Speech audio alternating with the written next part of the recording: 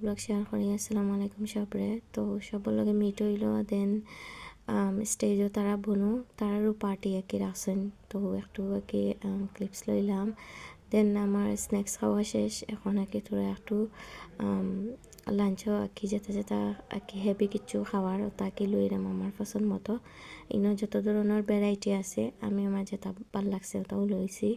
কেন মাঝে তান্দুরি কি চিকেন মজা আসিন আর যে স্পাইসি আসলো আমার কাছে খুব ভাল লাগছে।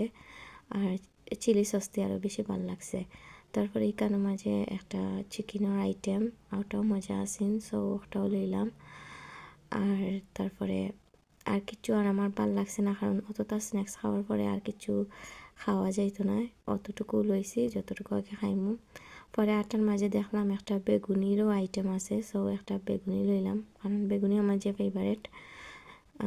তো এখন কেয়া বইমু আর সব লাগে গফরে করে খাইমু।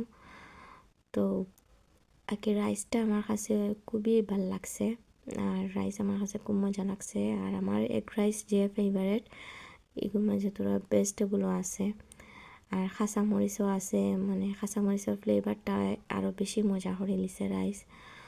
তো একে ওভারঅল আগে খানি আমার কাছে ভাল লাগছে। আর স্ন্যাক্স খাওয়ার পরে বেশি কিছু আসলে খাওয়া যায় না, তারপরেও একটু আমার লাগে টু মাছও খাই লিছি। দেন তো খাইলাম আগে গফ করে সবার লাগে। তো আলহামদুলিল্লাহ ভাল লাগছে সব।